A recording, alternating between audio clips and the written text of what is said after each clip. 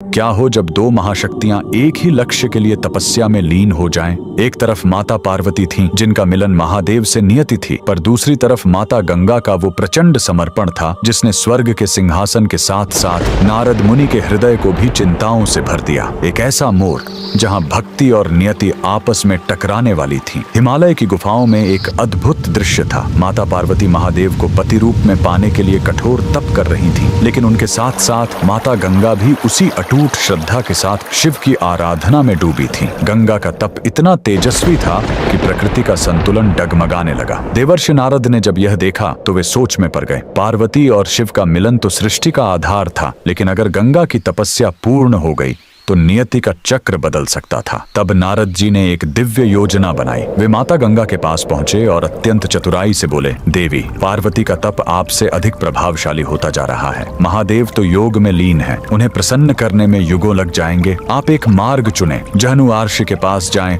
और उन्हें 108 घड़े जल अर्पित करें। यदि वे प्रसन्न हुए तो शिव स्वयं आपको मिल जाएंगे। निर्मल हृदय वाली गंगा नारद की योजना को समझ न सकी और भक्ति के आवेग में जहनु ऋषि के पास पहुंच गईं। ऋषि उस समय गहरी समाधि में थे। गंगा का वेग और वो 108 घरों का जल ऋषि की तपस्या में बाधा बन गया। क्रोधित होकर ऋषि जहनु ने वो सब कुछ कर दिया जो नियति चाहती थी। उन्होंने गंगा के उस प्रचंड प्रवाह को पी लिया और उन्हें श्राप दे दिया। गंगा की तपस्या भंग हो गई, लेकिन उनका निस्वार्थ प्रेम महादेव तक पहुंच चुका था। तभी वहां महादेव स्वयं प्रकट हुए। गंगा की आंखों में अश्रु थे और हृदय में केवल एक ही इच्छा, गंगा की अटूट भक्ति देख महादेव ने उन्हें कहा, इस सृष्टि की नियति में पार्वती ही मेरी अर्धांगिनी है, लेकिन आपके इस निस्वार्थ समर्पण को खाली नहीं जाने दिया जाएगा। आप मेरी पत्नी बनकर मेरे हृदय में नहीं, बल्कि मेरी शक्ति बनकर मेरे मस्तक पर निवास करोगी। आज से मैं गंगाधर कहलाऊंगा और मेरा नाम हमेशा आपके नाम के बाद ही पूर्ण होगा।